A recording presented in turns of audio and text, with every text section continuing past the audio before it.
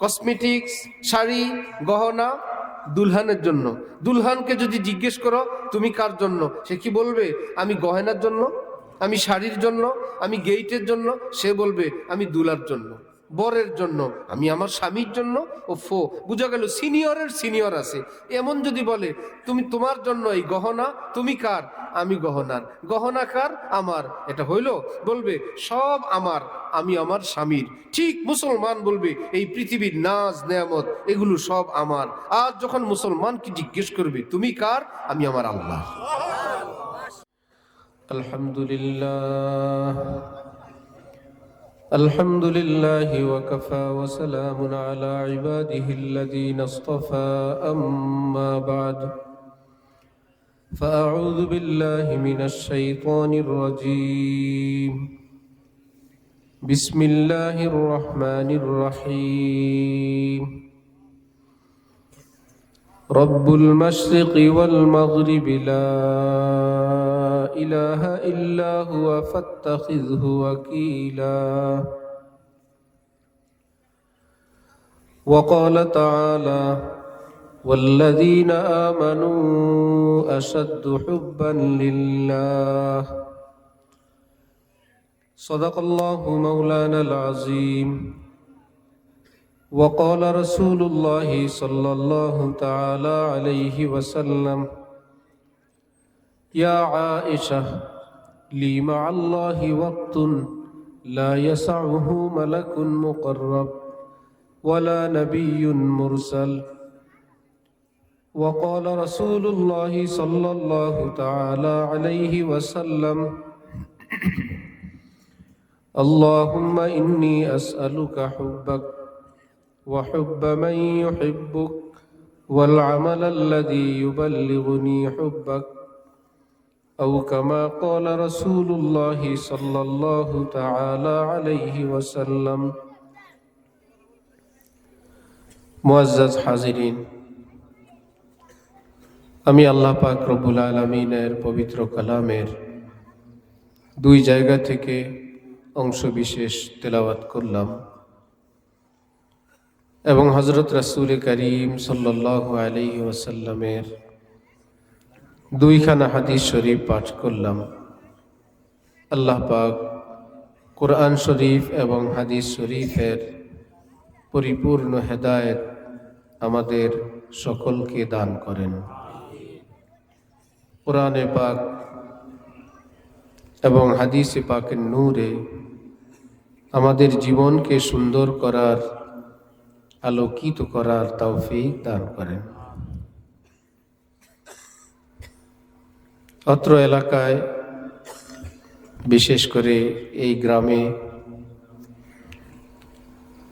আল্লাহ পাকের মেহেরবানিতে বারবার আসার তৌফিক হয়েছে। এই গ্রামেই ছিলেন আমার পরম শ্রদ্ধেয় উস্তাদ হাফেজ মাওলানা আবু সাঈদ সাহেব রহমতুল্লাহি আলাই। এখানেরই মানুষ বাংলাদেশের বিখ্যাত আলেম হযরত মাওলানা আব্দুল মান্নান সাহেব রহমতুল্লাহি আলাই, হযরত আব্দুর রাজ্জাক সাহেব রহমতুল্লাহি আলাই, আরো অনেক আল্লাহওয়ালা বুজুর্গানি দ্বীনের এই গ্রাম। আমার স্নেহাস্পদ হাফেজ মাওলানা আশিক এলাহি, আপনাদের কারো ভাই, কারো সন্তান, এই গ্রামেরই। মাওলানার দাওয়াত মহব্বতে আমরা এখানে আসি।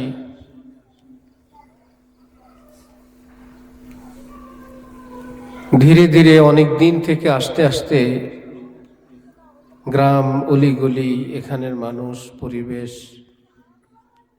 সবার সাথে আমাদের এক আন্তরিকতা, এক মহব্বত, অত্যন্ত পারিবারিক আত্মীয়তার মতোই আমাদের কাছে মনে হয়। আল্লাহ পাক আমাদের এই মহব্বতকে আল্লাহ নিজের পুরস্কারের উপযুক্ত হিসাবে কবুল ফরমান। হাদিসে কুদসিতে আছে, কোন বান্দা যদি অপর বান্দাকে শুধু আল্লাহর জন্য ভালোবাসে কিংবা সাক্ষাৎ করে কিংবা খরচ করে কিংবা এক জায়গায় বসে। আল্লাহ পাক বলেন এদের সকলকে মহব্বত করা আমি আল্লাহর উপর ওয়াজিব হয়ে যায়। সহজ উদাহরণ, মা কিংবা বাবা যদি দেখেন তার বাচ্চারা পরস্পর খুব মহব্বতের সঙ্গে গল্প করে, দূরে বসে বসে দুই সন্তান কুটকুট করে হাসে, একে অপরকে লোকমা দিয়া খাওয়াইয়ে দেয়, একজন আরেকজনের চুল আশ্রয় দেয়, একজন আরেকজনের সিট বেডিং ঠিক করে দেয়, একজন আরেকজনের মশারি টানায় দেয়, একজন আরেকজনের জন্য খাবার দাবার খুব মহব্বতের সঙ্গে প্রস্তুত করে দেয়। এই দৃশ্য দেখলে মা বাবা তাদের প্রতি ক্ষুব্ধ হন নাকি মহব্বত করেন? এই যে তাদের পরস্পর মহব্বত, এটা দেখে মায়ের অন্তরে বাবার অন্তরে যেমন ভালো লাগলে আমার বাচ্চারা মিলেমিশে আছে, দেখলে তাদের উভয়ের প্রতি একটা ভালোবাসা জন্মায়। আল্লাহ পাক বলেন আমার বান্দারা যখন পরস্পর এভাবে মিলেমিশে থাকে, একে অপরকে দেখতে যায়, ভালোবাসে, বসে, এই দৃশ্য দেখলে এদের উভয়কে মহব্বত করা আমার উপর ওয়াজিব হয়ে যায়। तुझी को जो या जलवा फरमा न देखा बराबर है दुनिया को देखा न देखा। আমার ভাইয়েরা, অল্প কিছুদিনের জন্য আল্লাহ আমাদেরকে পৃথিবীতে প্রেরণ করেছেন, আবার আমরা এখান থেকে ফিরে যাব। আমাদের পিতা মাতা, আমাদের পূর্বপুরুষেরা এভাবে আসছিলেন, আবার চলে গেছেন। এর মধ্যে কারো কবরের চিহ্ন আমরা চিনি, আর অতীতের যারা ছিলেন তাদের কবরের চিহ্নটুকুনো এখন নিশ্চিহ্ন। আমাদেরও একদিন আসবে যেদিন কিছুদিন পর্যন্ত কবরটা চিহ্নিত থাকবে, ধীরে ধীরে আমাদের কবরের ঠিকানা কিংবা চিহ্নটাও আর কেউ চিনবে না। এই আমাদের পরিচয়। এক আল্লাহওয়ালা বুজুর্গ রাস্তা দিয়ে যাওয়ার সময় কোনো যুবক ছেলে জিজ্ঞেস করলো, আপনি কি আমাকে চেনেন? বুজুর্গ বললেন, হ্যাঁ বাবা চিনি তো, তোমার জীবনের আরম্ভ এক ফোঁটা নাপাক পানি দিয়ে, জীবনের শেষ মুর্দা একটি লাশ, যতদিন বেঁচে থাকবে পেটের মধ্যে কতগুলো পেশাব পায়খানা নিয়ে ঘোরাফেরা করবে, এই তো তোমার পরিচয়। এ কথা জানতে চাইলে আমি তোমার এই বিষয়টা জানি কিনা এটা? সে মাথা নিচু করলো, ভাবলো, আহা, আমি তো ভাবছিলাম আমি লিডার, আমি নেতা, আমি জমিদার, আমি বড় প্রভাবশালী প্রতাপশালী, এটা আমার পরিচয়। এত নিকৃষ্ট, এত ছোট্ট একটা পরিচয় আমি বহন করে চলি, কোনোদিন তো ভাবি নাই। কোরআনে পাকে আল্লাহ পাক বলেন, আলাম নাখলুকুম মিম্মা ইম্মাহিন, আমার সামনে বড়াই করো, আমি তোমাকে নিকৃষ্ট নাপাক পানি থেকে সৃষ্টি করি নাই? তুমি গর্ব করো আমার সামনে? আলাম নাজআল লাহু আইনাইন, দুইটা চোখ আমি বানাই নাই?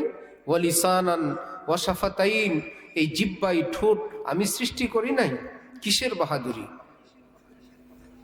ইন্নাকা লান তাখরিকাল আরদা ওয়া লান তাবলুগাল জিবালা তুলা, তোমার দাপট এবং গর্ব মনে হয় যেন তুমি জমিন বিদীর্ণ করবে, তোমার বুকের উচ্চতা যেন পাহাড় থেকে উঁচু হবে।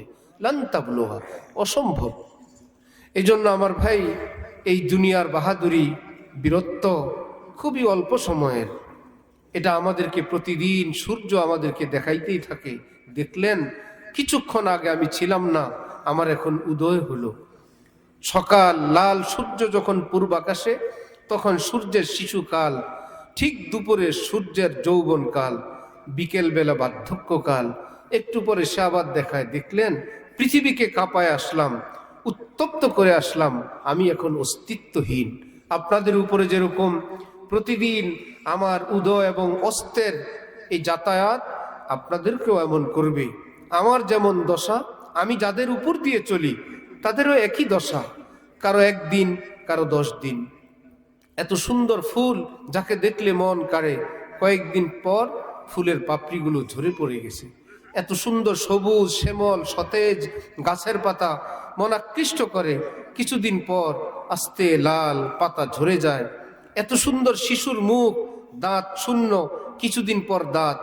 আহা, মুরব্বী বড়রা মিসওয়াক না করলে, ব্রাশ না করলে মুখ থেকে গন্ধ আসে। আহা, দুধ খেলে তো কথাই নাই। ছোট্ট বাচ্চারা দুধ পান করে, কোনোদিন ব্রাশ করতে হয়, মিসওয়াক করতে হয়, মুখে কোনোদিন গন্ধ হয়, আরো ঘ্রাণ লাগে। সুবহানাল্লাহ। আল্লাহ পাক বলেন সেই ব্যবস্থা আমি আল্লাহ লালার মধ্যেই সাপ্লাই করে দিছি।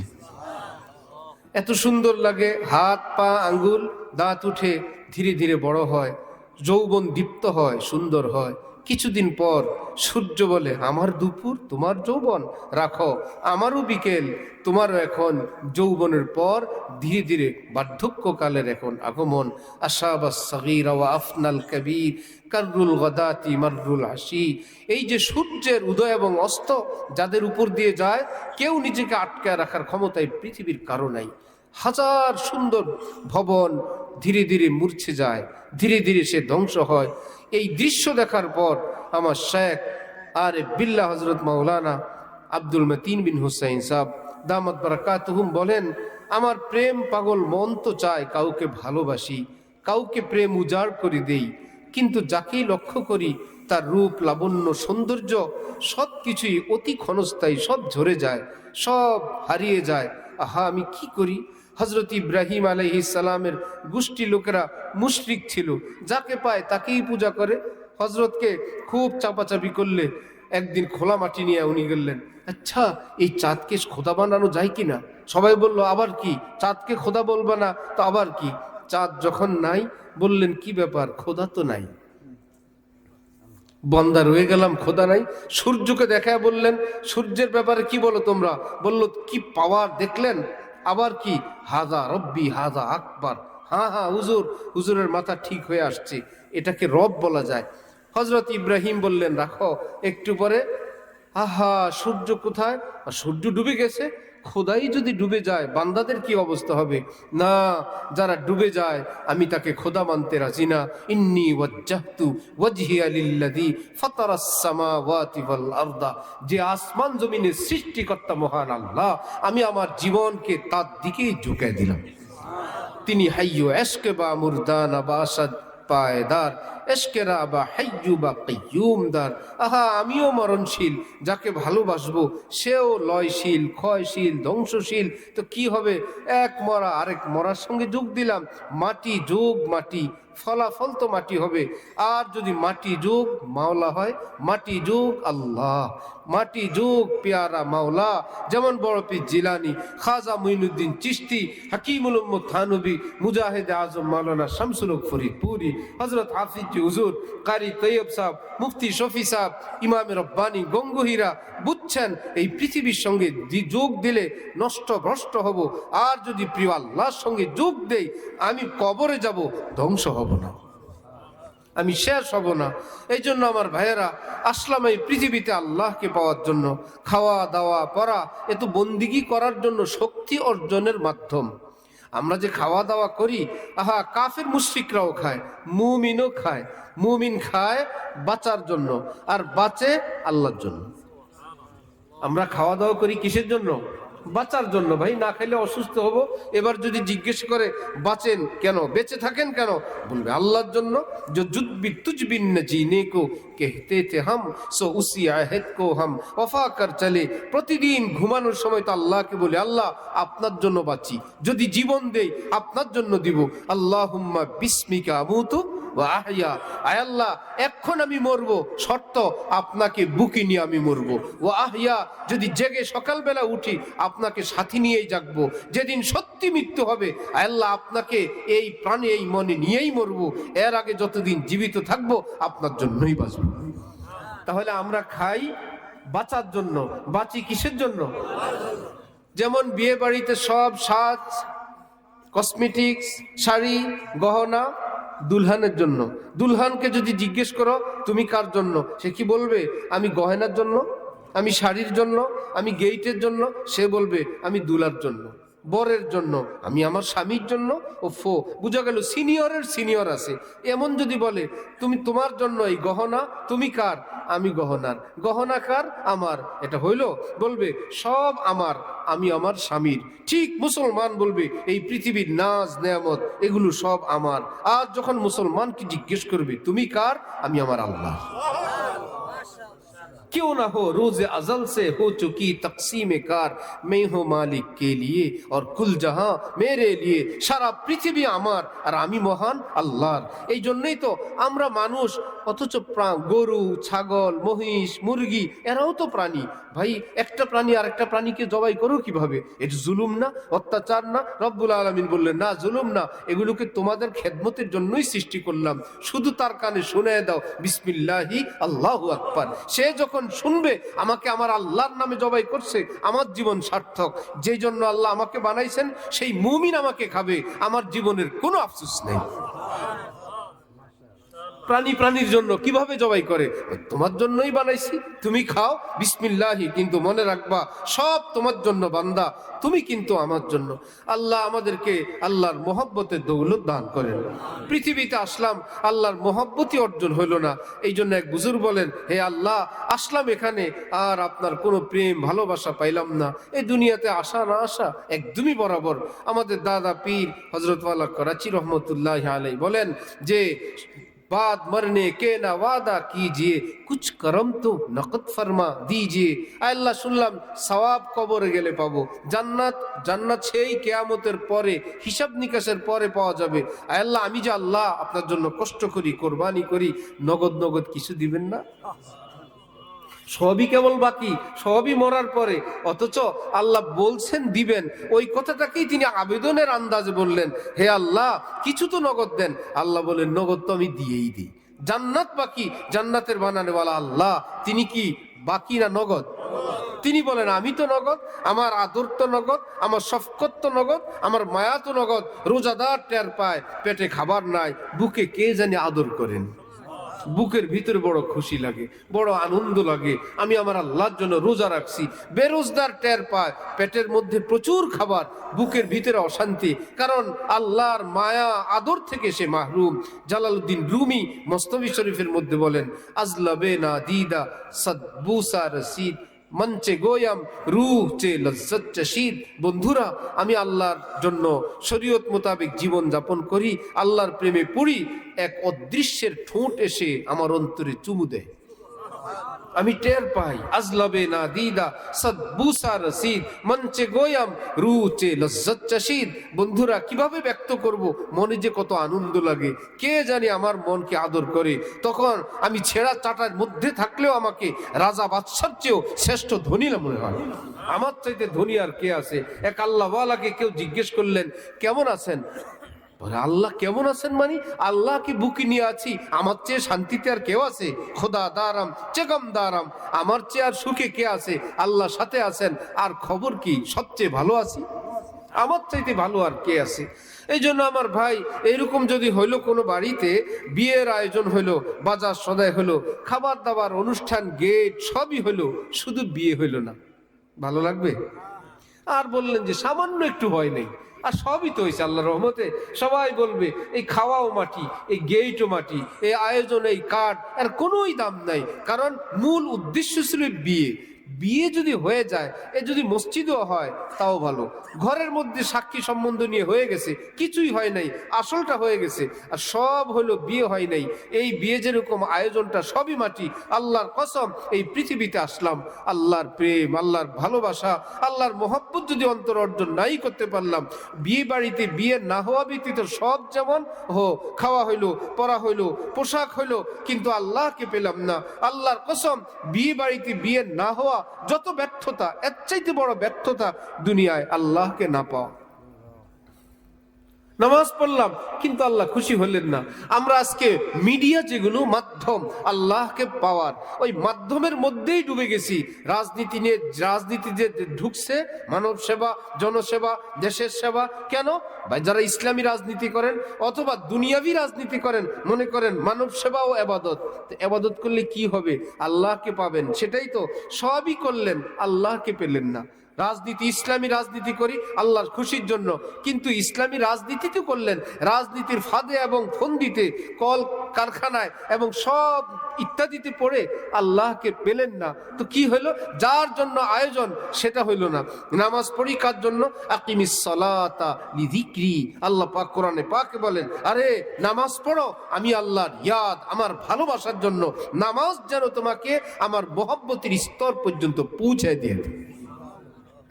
নামাজের আগে আল্লাহর মহব্বত যা ছিল, নামাজের পরে মহব্বত আরো বাড়ছে।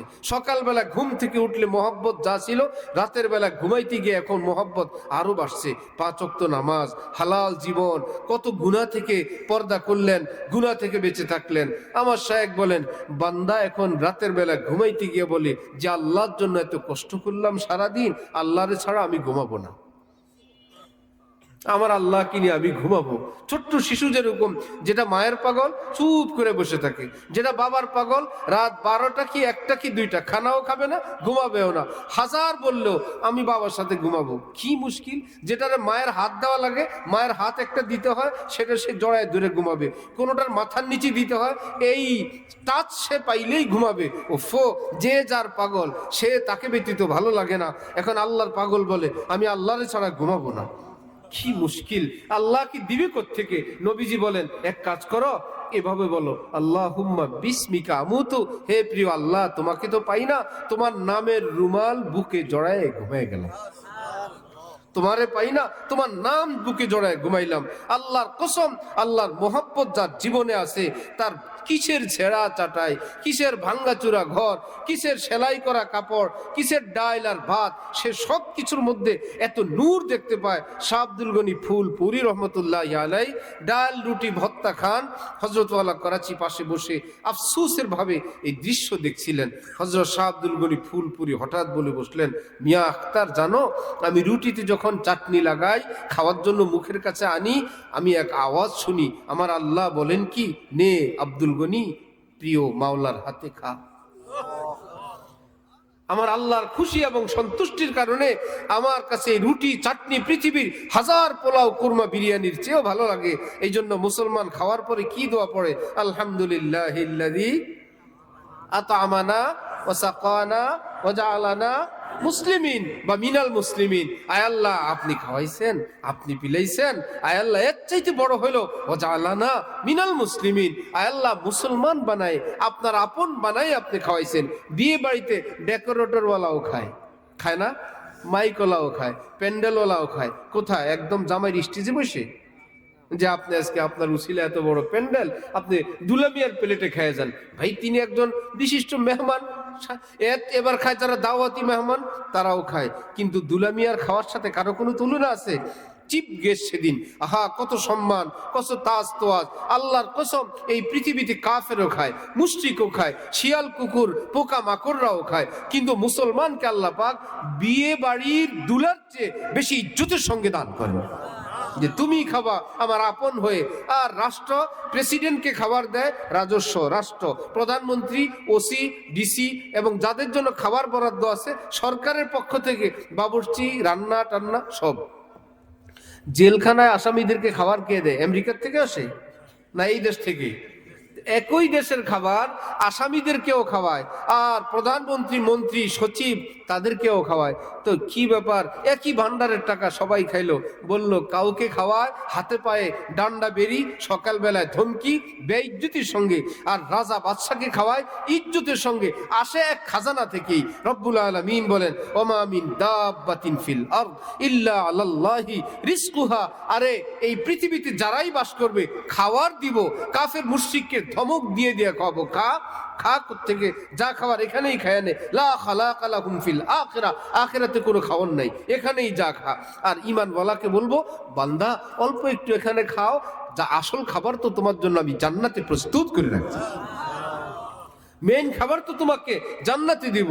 কাফের মুশরিকরা বলে, আহা বাচ্চা যদি একটার বেশি 2টা হয়, এখনই অভাব, 2টা হলে অভাব আরো বাড়বে।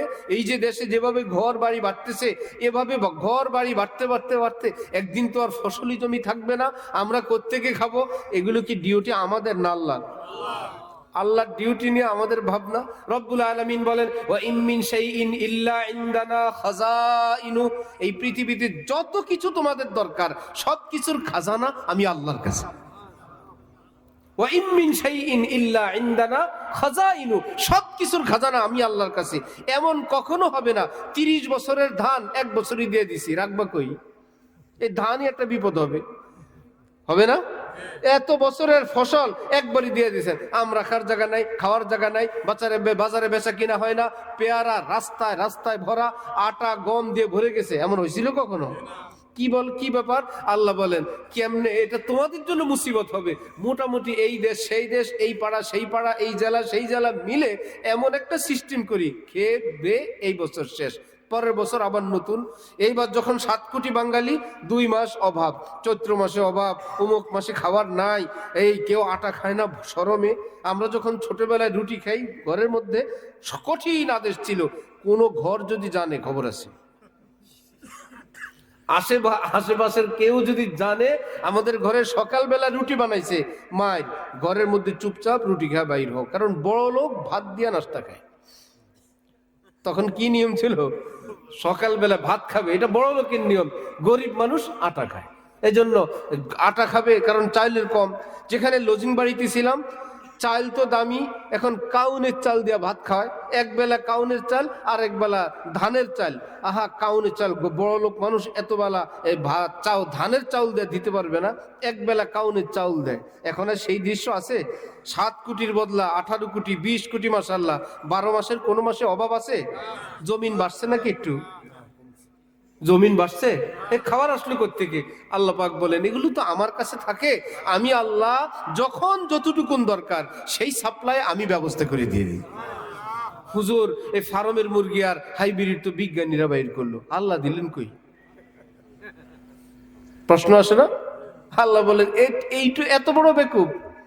বাসের কন্ট্রাক্টরের হাতে যে আমরা ভাড়া দেই, কেউ কোনোদিন এই কথা ভাবছে কন্ট্রাক্টর কত কোটিপতি?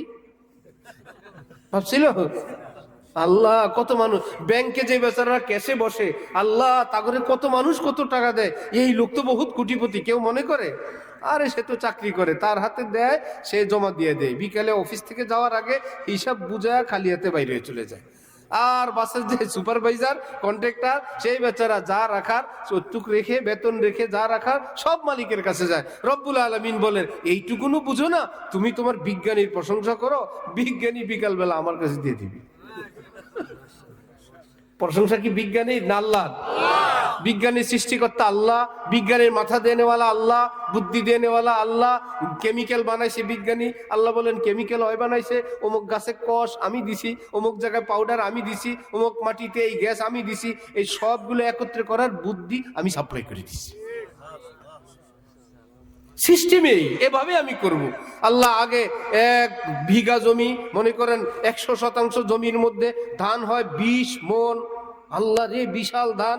আল্লাহ বলে তখন ওই সিস্টেম ছিল, এখন মানুষ বাড়ছে 40 মণ, আরো বাড়ছে 100 মণ, এখন আরো বাড়ছে, এখন 2 মৌসুম, মানুষ আরো বাড়ছে। আল্লাহ বলে 3 মৌসুম, সামনের দিকে লাগলে এখন 3 মাসে ধান হয়। আল্লাহ বলে আমার কাছে মেশিন আছে, তোরা আরো বাড়লে 1 মাসে 1 ধান। সুবহানাল্লাহ। 1 মাসে 1 ধান অসম্ভব। মুরগি বড় হয়ে বালেগ হওয়া পর্যন্ত আগে 6 মাস 1 বছর লাগতো না? হযরত নূহ আলাইহিস সালামের যুগে 300 বছরের আগে পোলাপাইন নাবালেগ থাকতো। কত বছর? এই নাবালেগ থাকলে তো লুঙ্গিও পরা লাগে না। ছোট মানুষ, মাত্র 250 বছর বয়স। আমাদের এক হাজী সাহেব আছেন, কাঠের ব্যবসা করেন।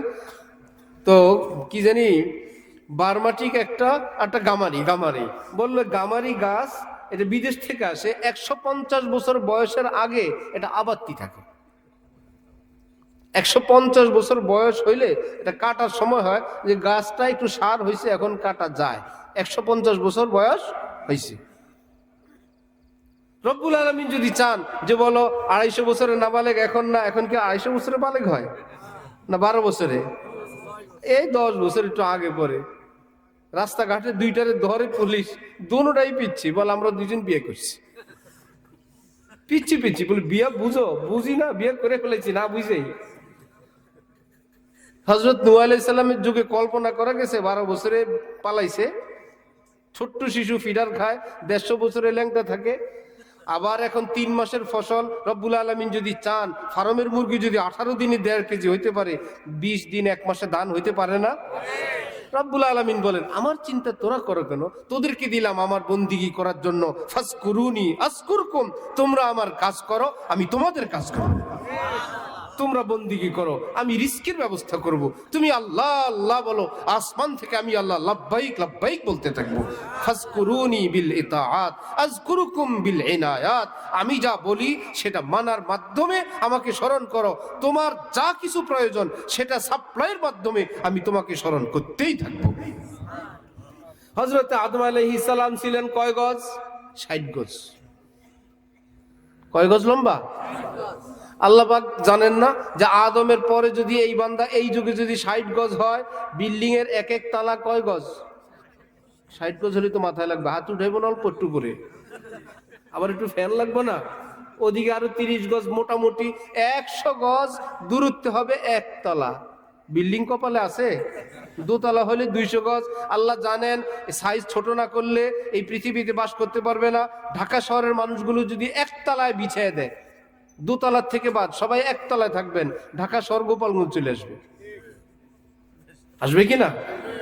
ওদিক থেকে ময়মনসিংহ, ওদিক থেকে কুমিল্লা, এদিকে চলে আসছে গোপালগঞ্জ। আল্লাহ বলে না, অল্প জায়গায় বেশি লোক থাকতে হবে, মানুষগুলোর সাইজ একটু ছোট করে দাও। বিল্ডিং এর হাইট 10 ফিট। এগুলো কি আমরা মিটিং করে করছিলাম?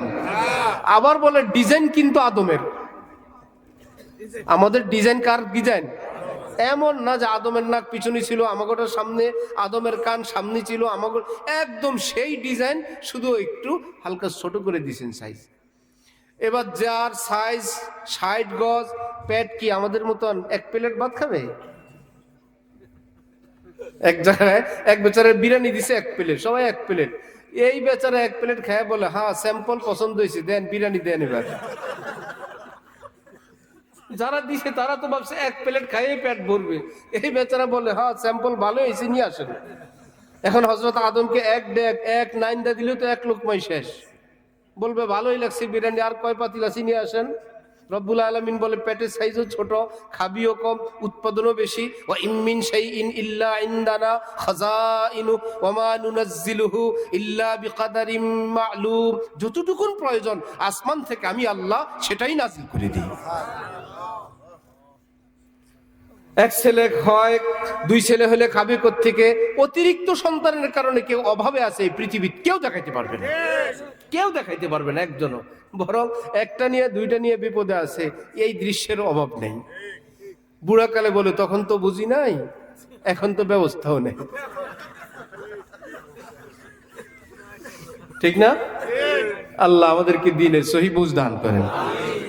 আল্লাহু আকবার। ওয়ালাউ বাসাতাল্লাহু রিজকা লিইবাদিহি লাবাগাউ ফিল আরদ, আল্লাহ বলেন আমি যদি সবগুলো ধন দৌলত দিয়ে ধনী বানায় দেই, একটার মাথা ফাটায় ফেলবে সব। টাকা যা লাগে দিব, সব টাকাওয়ালা। গরিবগুলো মারামারি করে না, মামলা চালাবা কেমনি, চিকিৎসা করবা কেমনি? সুবহানাল্লাহি ওয়া বিহামদিহি, সুবহানাল্লাহিল আযীম। কাউকে ধনী কাউকে গরিব, আহা আল্লাহ সব যদি বরাবর হইতো, বলে তোমার গাছে কে উঠতো, যারে বলবা গাছে উঠ, সে বলবে তুই আমারটা উঠ, উঠবে? হ্যাঁ, যারে বলবো আমার একটু মাটি কেটে দে, পুকুর কাট, তুই আমারটা কাট। এয়ারপোর্টে এসে আমারটা বোঝা নেই, তুই আমারটা নেই, কি এক ভেজাল। ওয়াশরুমে আটকে গেছে, এখন তো 100 টাকা দিয়ে লোক পাওয়া যায়, যারে বলবে সে বলবে তোর মতো ওয়াশরুম আমারও আছে, চল।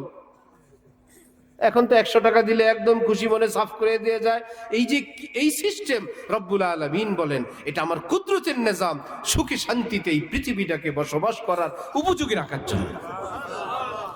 আল্লাহ পাক আমাদেরকে আল্লাহ দ্বীন সহিভাবে বুঝার তৌফিক দান করেন। আসছিলাম পৃথিবীতে আল্লাহর খুশির জন্য। হযরত রাসূলুল্লাহ সাল্লাল্লাহু আলাইহি ওয়াসাল্লাম একদিন খুব ধ্যানে মগ্ন। আম্মি জান হযরত আয়েশা কাছে গেলে বললেন, মান আনতি, তুমি কে আবার? বললেন আনা আয়েশা। মান আয়েশা, আয়েশা কে আবার? আপনার স্ত্রী আবু বকরের মেয়ে আয়েশাকে আপনি চিনেন না? বিনতে আয়েশা। বললেন মান কি? বিনতে আবি বকর। বললেন মান আবু বকর ইবনে আবি কুহাফা। একে একে প্রশ্ন করেই গেলেন। আম্মি জান ফকিহা ছিলেন, আলিমা ছিলেন, দ্বীনের গভীর জ্ঞানের অধিকারী ছিলেন। একদিকে স্বামী, আরেকদিকে নবী, সবটা রেয়াত করে চলতে পারতেন। ভাই, কারো নবী যদি প্রেসিডেন্ট, কারো স্বামী যদি প্রেসিডেন্ট হয়, স্ত্রীর মাথায় এটা রাখতে হবে না যে আমার স্বামী প্রেসিডেন্ট? মাটি কাটে না, প্রেসিডেন্ট দেশের। সুতরাং তার মুড, মাইন্ড, অবস্থা, রাষ্ট্রের এত ভারী গুরু দায়িত্ব, সেটা নিয়ে তিনি চলেন, এটা স্ত্রীর মাথায় রাখতে হবে না? যেই স্বামী চা বিক্রি করে, স্ত্রীর মাথায় এটা রাখতে হবে না? তার চায়ের কেটনিটার পানিটা ভরে দিতে হবে, রাখতে হবে কিনা? যা আমি এবং সে, আমরা দুইজন মিলে আমাদের জীবন, তার সেটাকে সাপোর্ট করা, সম্মান করা, সঙ্গ দেওয়া, এটা তার কাজ। আম্মি জান সামনে থেকে সরে গেলেন। কিছুক্ষণ পর নবীজিকে জিজ্ঞেস করলেন যে আমি গেলে আমাকে চিনলেন না, আব্বাকেও না, দাদাকেও না, কি ব্যাপার? নবীজি তখন বললেন, ও বুঝছি তুমি কখন গেছো। ইয়া আয়েশা, লিমা আল্লাহি ওয়াক্তুন লা ইয়াসাহু মালাকুন মুকাররাব ওয়ালা নবিয়্যুন মুরসাল। আয়েশা, আমি প্রতিদিন আল্লাহর এতটা নৈকট্যে চলে যাই, আমি আর আল্লাহ থাকি, আমাদের ওই নৈকট্য পর্যন্ত নবী, রসুল, ফেরেশতা কেউ যেতে পারে না। আমি পৃথিবীকে চিনব কিভাবে? শাহ আব্দুল গনি ফুলপুরি রহমতুল্লাহ আলাইহি মাঝে মাঝে নিজের দস্তখত করবেন কাগজের মধ্যে, কর্মচারীকে বলতেন মেরা নাম ক্যা হ্যায়। কলম নিয়ে বসে আছেন, সাইন করবেন, নিজের কর্মচারীকে জিজ্ঞেস করেন আমার নাম না কি? কর্মচারী বলতেন হযরত আব্দুল গনি, লিখতেন আব্দুল গনি। ওফো সুবহানাল্লাহি ওয়া বিহামদি। কোন ধ্যানে যখন কেউ পড়ে, ওফো হযরতে ইউসুফ আলাইহিস সালামকে মিশরের নারীরা যত ভৎসনা দিল জুলাইখাকে, জুলাইখা বলল ভৎসনা দেখাইতেছি, রাখো। চুপে চুপে এক হলের মধ্যে সব বান্ধবীদেরকে দাওয়াত দিল, হাতের মধ্যে চাকু, লেবু জাতীয় কোনো কিছু কাটার জন্য দিয়ে বলল এখন কাটবেন না, 1 2 3 বললে কাটবেন। সবাই রেডি। এবার ইউসুফকে বলল হাই তালাক ইউসুফ, তুঝি কো কেহতা হুঁ আজাও ইদার। হযরত ইউসুফ হলের মধ্যে আসলেই এক আলো, এক নূর হঠাৎ চমকে উঠলো। সবাই তাকে আছে, আল্লাহ রে, এটা কি মানুষ? এতটা তাকে আছে। এই ফাঁকে আবার জুলাইখা বলল 1 2 3, সেটা তো কানে পড়ছে, সবাই কাটতেছে। কোরআন শরীফ রব্বুল আলামিন বলেন ওয়াকাত্তানা আইদিয়াহুন্না, ওই মেয়েগুলো ভুলে নিজের আঙ্গুলের উপর ছুরি চালায় দিল, টেরও পায়নি। ইউসুফের রূপ দেখে যদি নিজের আঙ্গুল কাটলে টের না পায়, আল্লাহর প্রেমে যে পড়ে তারা যখন জীবন দেয়, আল্লাহর কসম একটু টের পায় না, টেরই পায় না, সে হাসতে হাসতে জান দিয়ে দেয়। ইউসুফের নূর দেখে যদি, এক নবীর নূর দেখে যদি আঙ্গুল কাটলে খবর না হয়, রব্বুল আলামিনের শাহাদাতের সূরা যখন টের পায়। এক সাহাবী তো আগেই বলেন ফুস্তু রব্বিল কাবা, এক সাহাবী হাতে খেজুর, নবীজিকে বললেন আমি যদি জিহাদে যাই, শহীদ হই, আমি কোথায় যাব? নবীজি বললেন ফিল জান্নাহ। হাতের খেজুরগুলো নিক্ষেপ করে গিয়ে বললেন আরে খামাখা এই খেজুর খেয়ে লাভ কি, জান্নাতি গিয়ে। জেহাদের ভিতর গেলেন, জেহাদ করতে করতে শাহাদাত বরণ করলেন। এই দুনিয়ার খেজুর কে খায়? জান্নাতে গিয়েই খায়। আহা, আম্মি জান হযরত আয়েশা রাদিয়াল্লাহু তাআলা আনহাকে নবীজি যেটা বললেন যে আমি আল্লাহর কাছে যাই, হাকিমুল উম্মত থানভী নওয়ারাল্লাহু মারকাদাহু বলেন পৃথিবীর প্রত্যেক মুমিন, বিশেষ করে যারা আল্লাহর প্রেমিক, এইরকম কিছু মুহূর্ত তারাও কাটান, শুধু আল্লাহ থাকে আর সে থাকে, এই পৃথিবীর কেউ থাকে না। হয়তো সেটা লোকালয়েও হইতে পারে, হয়তো বা স্ত্রীর পাশে শুয়ে শুয়েও তিনি আদায় করে ফেলেন, অথবা স্বামীর পাশে স্ত্রী, সেটা হইল আল্লাহর ধ্যান। এই তো আমার প্রিয় আল্লাহ, তিনি আমাকে দেখছেন। অথবা আল্লাহর সঙ্গে 1-2টা কথা বলা, আল্লাহ আপনি কত নাজ নেয়ামতে রাখেন, কত কিছু খাওয়ান, এই তো আমাকে বউ বাচ্চা দিলেন, স্ত্রী সন্তান দিলেন, আল্লাহ 10টা টাকা দিলেন, থাকার মতন একটা ঘর দিলেন, এই তো অসুস্থ ছিলাম সুস্থ করে দিলেন, এই তো বিপদ থেকে উদ্ধার করলেন। পৃথিবীর মানুষ কত মুসিবতে, আমাকে কত ভালো রাখলেন। হাত না উঠে, জবান না নেড়ে, মনে মনে একটু কথা বলে আল্লাহ আমাকে মাফ করে দিয়েন। এদিক থেকে চোখ থেকে টপ টপ করে পানি পড়ে। এক আল্লাহওয়ালা 3-4 জন এক জায়গায় দাঁড়ানো, একজন হঠাৎ বলে বসলেন আসসালামু আলাইকুম। সাথীরা বললেন হজরত ये कैसा সালাম है, এক জায়গায় তো কোনো সালাম হয় না। হজরত বললেন मैं तो अभी आया। কোথায় এক জায়গা, আমি তো মাত্র আসলাম। তারা বললেন নেই হজরত आप तो पहले से थे, আমরা তো 3-4 জন এখানে আগে থেকেই ছিলাম, আপনি কবে আসলেন কোত্থেকে? বিতর্ক লেগে সাথীরা ওনাকে বুঝাইলেন, আমরা এভাবে ছিলাম, উনি ধরা খেয়ে গেছেন। আসলে ওনাদের সামনেই চুপে চুপে মন জগতে তিনি এদের থেকে আলাদা হইয়া আল্লাহর নৈকট্যে চলে গেছিলেন। নৈকট্য শেষ করে যখন চোখ খুললেন, এই সাথীদেরকে নজরে পড়লো, সালাম দিয়ে বসছে, সালাম দিয়ে ধরা খেয়ে গেছে। এতক্ষণ দেখে নাই, আল্লাহর কাছে চলে গেছিলেন। এই জন্য আমার ভাই, আমার মায়েরা, আমার বোনেরা আসি তো, মা যদি বলেন আমি একটু চাল নিব, বিসমিল্লাহ, মাছ কুটবো, বিসমিল্লাহ, হলুদ দিব, বিসমিল্লাহ। এই বিসমিল্লাহওয়ালা তরকারি কত মজা হয়, সুবহানাল্লাহ। গ্যান্ডারি এক ডাক্তার আছে, ওষুধের বোতল খোলে, আল্লাহ আল্লাহ আল্লাহ আল্লাহ আল্লাহ, এইসব বাচ্চাকে হাক করেন, আল্লাহ আল্লাহ আল্লাহ আল্লাহ আল্লাহ। দিলশাদ হোমিও। তো আমার ছোট বাচ্চা, ওদেরকে একদিন ডাক্তারের কাছে নিয়ে যাবো, আরে জিজ্ঞেস করে কোন ডাক্তার? আল্লাহ দিয়া ডাক্তার। তো ডাক্তারে গিয়ে বললাম, এরা আপনার নাম রাখছে আল্লাহ দিয়া ডাক্তার। খুব খুশি হয়েছে। এই বেচারা হোমিওগিরিও চলছে, ওষুধ দিচ্ছে, আল্লাহ আল্লাহ আল্লাহ আল্লাহ, বোতল খুলতেছে, আল্লাহ আল্লাহ, ওষুধ লেখা শুরু হয়েছে, আল্লাহ আল্লাহ। সারাদিনে জিকিরের সংখ্যা তার কত হয়ে গেল। আর বোবার মতন বসে থাকলাম, পারলে দুই একটা বোম মারলাম, রাজনীতির বোম। যত গীবত, শেকায়াত, আকথা কুকথা, মন্তব্য, দেশে বৈশা রাজনীতি না, প্রধান উপদেষ্টার সমালোচনা, ওই সুইপারের মতন। বাদশাহ হারুনের রশিদকে আমি আজকাল দেখতে পারি না। কাজ করে কিসের? সুইপারে, রাস্তা ঝাড়ু দেয়, ড্রেন পরিষ্কার করে। বলে দুই চোখে ওরে দেখতে পারি না। আগে যাই দেখতে পারতাম, এখন আর ওকে পছন্দ করি না। আমাদের এক এক রাজনীতিবিদ, চায়ের দোকান এবং আমাদের অবস্থা, আরে বাবা রে, আর ও আমার পছন্দ না। মনে হয় যেন আমার কথাই কিছু আসে যায়। এই খামাখা গল্প বাদ দিয়ে একবার যদি বলতাম সুবহানাল্লাহ, একবার বলতাম আলহামদুলিল্লাহ, একবার বলতাম আস্তাগফিরুল্লাহ। হযরত সুলাইমান আলাইহিস সালাম শূন্যে উঠছিলেন, হঠাৎ বললেন, এই মস্তক থামো, দেখো তো এই বরাবর কে নিয়ে আসো। আল্লাহ পাক হযরত সুলাইমানকে, দাউদ নবীর ছেলে, বাতাসের উপর কর্তৃত্ব দিয়েছেন, জিনের উপর কর্তৃত্ব দিয়েছেন। বাতাস ওনার আদেশে চলে। নিচের থেকে ওই বুড়া মিয়াকে ধরে উপরে নিয়ে গেছে। হযরত সুলাইমান বললেন, কিছুক্ষণ পূর্বে আপনি কি বলছিলেন? মুরব্বী যাকে এখান থেকে গ্রেফতার করে উপরে নিছে, তার জান আছে সাথে? বললাম, আমি বেয়াদবি করবেন, আমি কিছু বলি নাই। আল্লাহু আকবার। বলেন না, আপনি যা বলছেন তাই বলেন। বলে যে আমি শুধু এইটুকুন বলছি, সুবহানাল্লাহ, দাউদ নবীর ছেলে সুলাইমানকে আল্লাহ কত ক্ষমতা দিল, শূন্যে উড়ে। আমি এইটুকুন কথার বাইরে আপনার কোনো সমালোচনাও করি নাই, কোনো খারাপ কথাও বলিনি। হযরত সুলাইমান বললেন, আরে আমি সেটাই তো খুঁজি। আপনি সুবহানাল্লাহ বলছিলেন, সেই জমিন থেকে এটা আল্লাহর কাছে যাওয়ার সময় সুবহানাল্লাহ ধাক্কার চোটে আমার মস্তক কাঁপতেছিল, থরথর করে কাঁপতেছিল। আমি তো ভাবতেছিলাম কে কোন আমল করলো যার ধাক্কায়, নূরের পাওয়ারে আমার মস্তক কাঁপে। বাবা আপনি জানেন, এই যে শূন্যে উড়ি হেলিকপ্টারের মতন, বিনা মোটর ইঞ্জিনে, বিনা পাইলটে, এইরকম লক্ষ লক্ষ মসনদের চেয়ে একটা সুবহানাল্লাহর দাম আরো অনেক বেশি।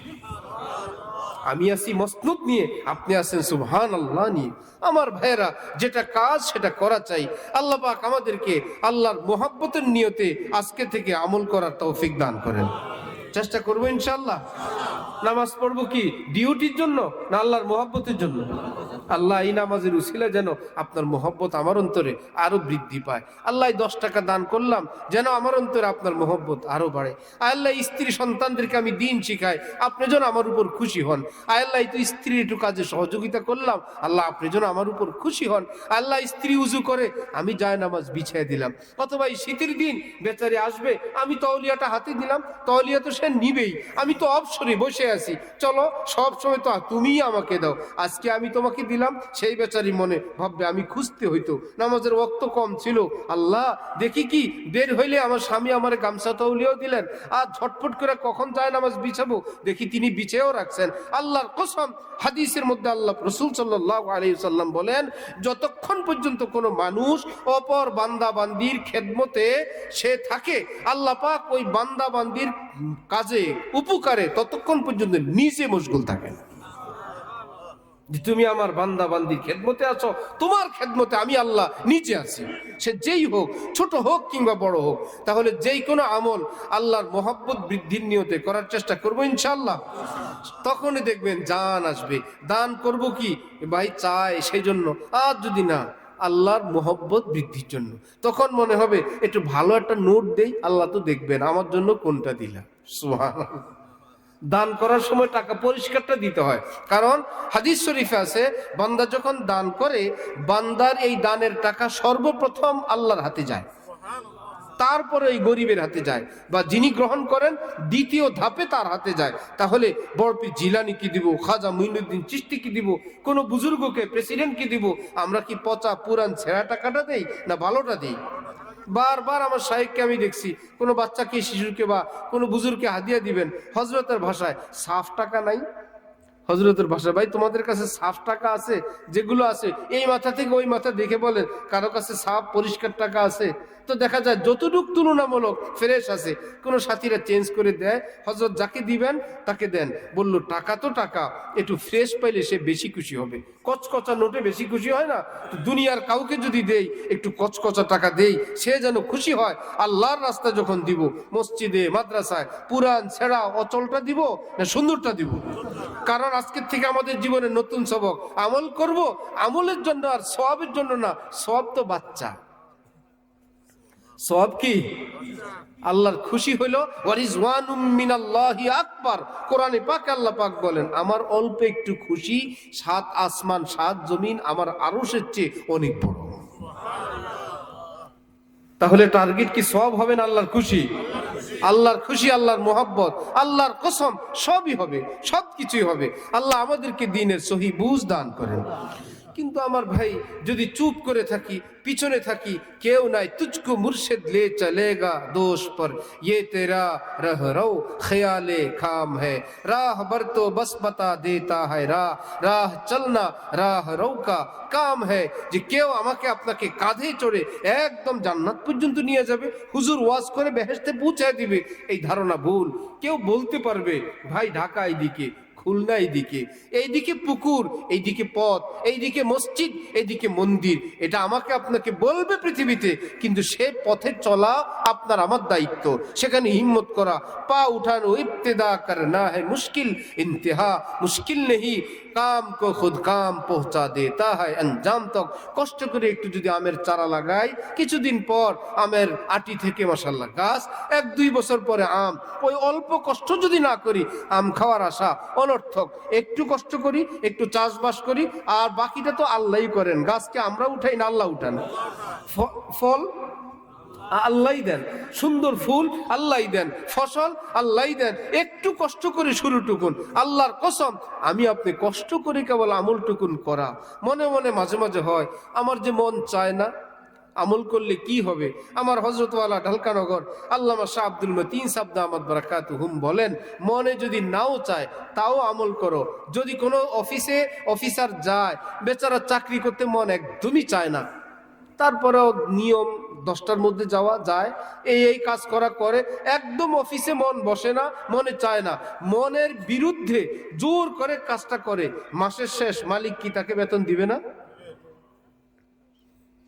কি ব্যাপার, সে বেচারা তো মনোযোগ দেয় নাই, কাজ তো করছে, বেতন পাবে। আরেক ছেলেকে বাবা বলল যাও ক্ষেতের মধ্যে ধান ছিটাও, ছেলে সকালে ঘুমাবে, বাবার ভয়ে চোখে ঘুম ডলতে ডলতে, মাও বলে বাবাও বলে ধান নিয়ে এই ডুলু ডুলু করে ক্ষেতের মধ্যে ছিটে আসছে। ওই মন এখলাস না থাকার কারণে ওই ক্ষেতের মধ্যে কি গম গাছ উঠবে না ধান গাছ? একজনে খুব মনোযোগ সহকারে দিল, সেখানেও ধান। আরেকজনে হুকুম পালনার্থে ধান, সেখানেও ধান। ঠিক যেই বেচারা মহব্বত করে ইবাদত করে সেও সওয়াব পাবে, আর যেই বেচারা আল্লাহর হুকুম ভয়, যে আল্লাহ বলছেন না হলে জাহান্নাম, যত কষ্টে হোক কষ্ট করি, একটু উজুটা করি, একটু নামাজটা পড়ি, একটু আল্লাহ আল্লাহ করি, আল্লাহর কসম আল্লাহ পাক তাকেও এই নামাজ জান্নাতের জরিয়া উসিলা হিসাবে কবুল করে নেবেন। এই জন্য আমরা তো মনের গোলাম না, মন চাইলে করব, না চাইলে করব না, বরং আল্লাহ চাইলে করব, আল্লাহ না চাইলে করব না। আল্লাহ আমাদেরকে দ্বীনের সহি বুঝ দান করেন। আর আমিত্ব বড়ত্ব অহংকার, এটা আমাদের এক রোগ।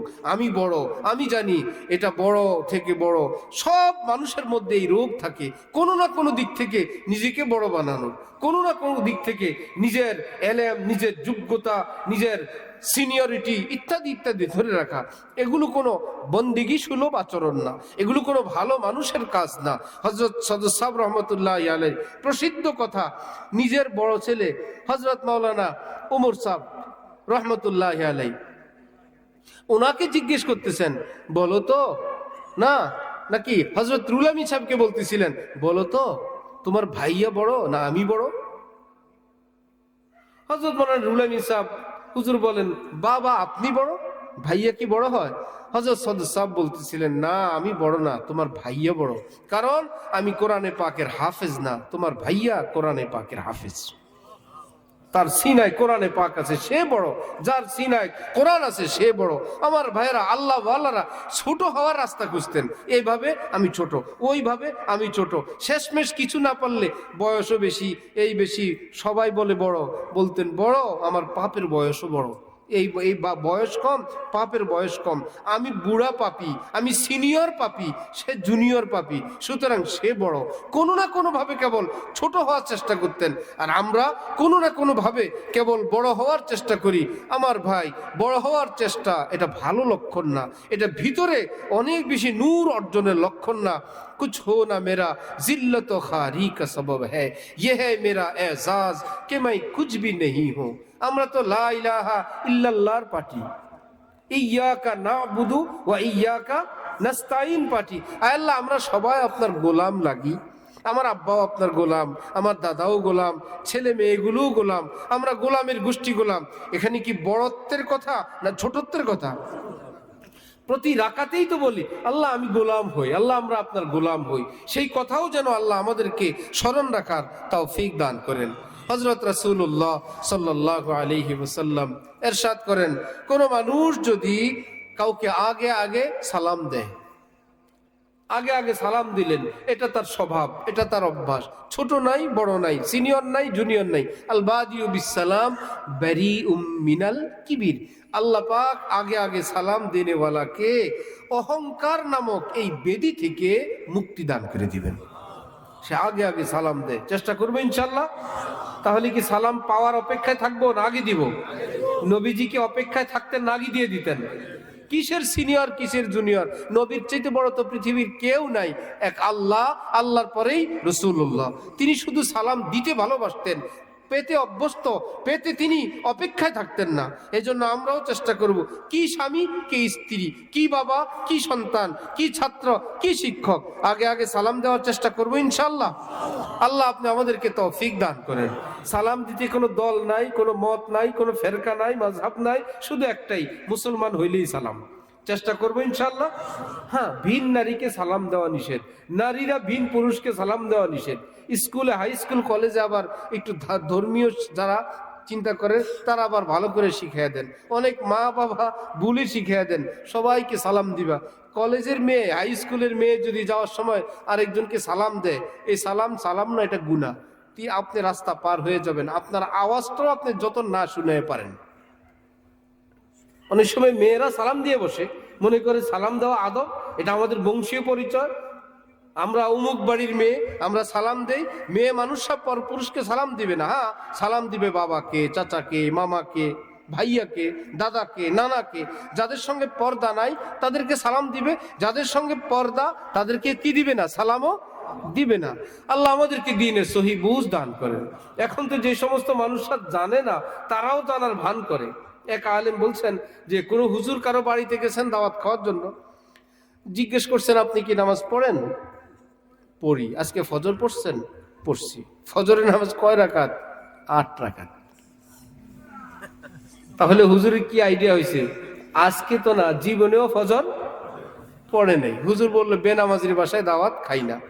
হুজুর রওনা হয়েছেন, বাসার ভিতর থেকে মেয়ে মানুষরা শুনে পর্দারা ভিতর থেকে খটখট আওয়াজ দিয়ে 4 আঙ্গুল দেখাইছে, 4 বলেন, 4 কমপক্ষে পরীক্ষায় পাশ করেন। ওই 8ওয়ালা বউরে ধমক দিয়ে বলে, শয়তান 8 বলছি, এতেই হুজুর অসন্তুষ্ট। 4 বললে তো হুজুর আরো খেপবে। পিছনে পিছনে গিয়ে বলছে, হুজুর আসলে তো নামাজ আরো বেশি, আমি ভয় কমায় বলছি। তবু ফুটানি ছাড়বে না, আমার ভুল হয়েছে, ও 4 এই জন্য শরীয়তে কেবল বেশি বললেই খুশি হয় না, যেটা রাইট সেটাই রাইট। বেশি বললে খুশি? রোজার দিনে রোজা এসা পর্যন্ত রাখলে আল্লাহ খুশি না মাগরিবেই খুশি? ফজরের নামাজ এত কষ্ট করে উঠলাম, ফজরের সুন্নত 4, ফরজও 4, আল্লাহ খুশি না নারাজ? যেখানে 2 সেখানে 2-2-এর মধ্যে থামাই ইবাদত। এই জন্য আমি আপনি যেখানে সব জায়গায় বড় হইতে চাই, সব জায়গায় গলা বড় করতে চাই, এই বড় বড় না, এটা আমার আপনাকে ছোট করে। এই জানা না, হুজুর জানি আরো, বলি না ভয়ে, নামাজ নাকি আরো বেশি, 8-এর চেয়েও বেশি, ভয়ে 4 রাকাত বলছে।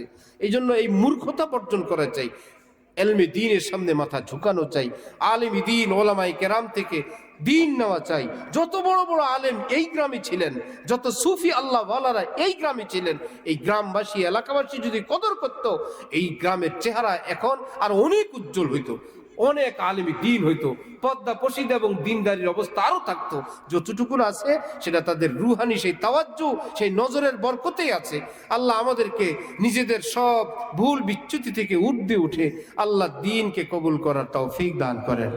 আজকের আলোচনার খোলাসা হলো, সব আমলের শুরুতে অল্প করে একটু নিয়ত করব, এই আমলের বরকতে যেন আমার অন্তরে আল্লাহর মহব্বত বৃদ্ধি পায়, চেষ্টা করবো ইনশাআল্লাহ। রাসূল সাল্লাল্লাহু আলাইহি ওয়াসাল্লাম বলেন, কিয়ামতের দিন আল্লাহ পাকের সামনে যে আমল ওজন করা হবে, সবচাইতে ওজন হবে উত্তম আখলাকের। নামাজের চেয়েও ভারী হবে কি? উত্তম আখলাক, উত্তম আচরণ মানুষের সঙ্গে। উত্তম আচরণ কি এখন গ্রামে গ্রামে ঘুরে উত্তম আচরণ করবেন? এক বাড়িতে গেলেন, কি ব্যাপার? উত্তম আখলাক করতে আসছি, ওই বাড়িতে আচরণ করতে আসছে, একটু ভালো, কিচ্ছু করা লাগবে না। উত্তম আখলাকের বুনিয়াদ হলো কাউকে কষ্ট না দেওয়া, কারো উপর অত্যাচার না করা, কারো জান মালের ক্ষতি না করা, কারো ইজ্জতে আঘাত না আনা। আমি আমার কারোটা শুনলে, ভাই ভালো মন্দ সবাই আছে এই পৃথিবীতে, অন্যটা বাদ দেন, কাজ হয়ে গেল। শাহ হযরত হাজী আমদাদুল্লাহ মুহাজির মক্কির নিকট কেউ কোনো গীবত করলে হযরত বলতেন, ওই লোক একটা কাটা রাস্তায় ফেলছিল, আপনি সেটা তুলে নিয়ে আসলেন আর আমার শরীরে ঢুকে দিলেন। সে গীবত করছে, আমি শুনিও নাই, কষ্টও পাই নাই, আপনি সেই কথাটা কালেকশন করে আমাকে শুনাইলেন, মানে কষ্টটা কি সে দিল না আপনি দিলেন? যে গীবত কালেকশন করে নিয়ে আসছিল, চুগলখোর, এই বেচারাকে এমন মেডিসিন দিছেন, জীবনে আর কারো কাছে যাবে না যে ভাই এ যদি আবার হুজুরের মতো নয়, যে বললো সে একটা কাটা ফেলছে রাস্তায়, আপনি সেটাকে কুড়িয়ে নিয়ে আসলেন, আমার শরীরে প্রবেশ করাইলেন।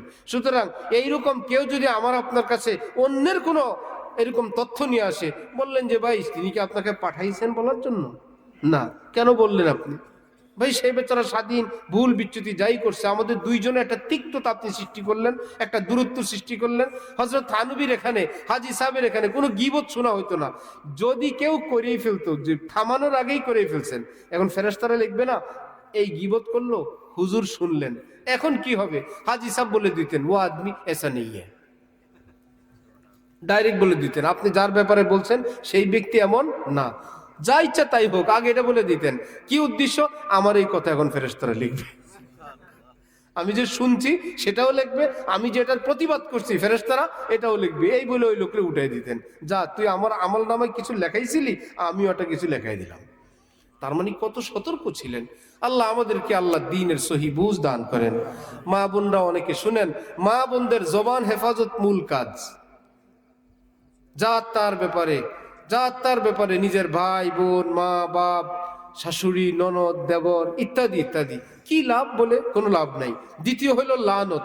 হাদিস শরীফে আছে যে শুধু লানত আর বদদোয়া, অমুকে ধ্বংস হোক, অমুকে মরুক, আল্লাহর গজব অমুককে দেখে না, আমারই দেখলো, এসা তেসা, এই ব্রেক ফেল কথাবার্তা থেকে নিজেদেরকে কন্ট্রোল করা চাই। আরেকটা হলো নিজের স্বামীর আনুগত্য না করা, তার হাজার ধরনের নাজ নেয়ামত, হাজার ধরনের সব কিছুকে অস্বীকার করা। একদম হাদিস শরীফে আছে, জীবন ভর তার উপর শত এহসানাতের পর একদিন অ্যাক্সিডেন্ট ভুল হইলে নবীজি বলেন সারা জীবনেরটা এক বোমায় শেষ করে দিবে।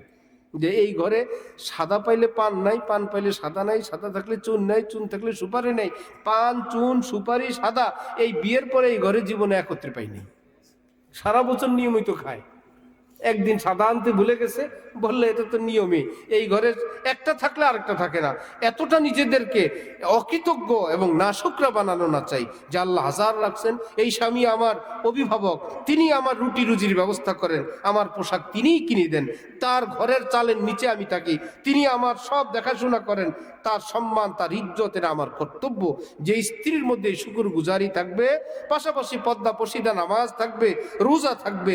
আল্লাহ রাসূল সাল্লাল্লাহু আলাইহি ওয়াসাল্লাম বলেন, স্বামীর ইতাআত আছে, 5 ওয়াক্ত নামাজ আছে, রোজা আছে, সতীত্বের হেফাজত আছে, কিয়ামতের দিন রব্বুল আলামিন খুশি হয়ে বলবেন, আমার বান্দি জান্নাতের সবগুলো গেট খোলা, যেই গেটে চাও জান্নাতে প্রবেশ করো। আল্লাহ আমাদেরকে দ্বীনের সহি বুঝ দেন, আমল করার তৌফিক দান করেন। ওয়া আখিরু দাওয়ানা আনিল হামদুলিল্লাহি রাব্বিল আলামিন।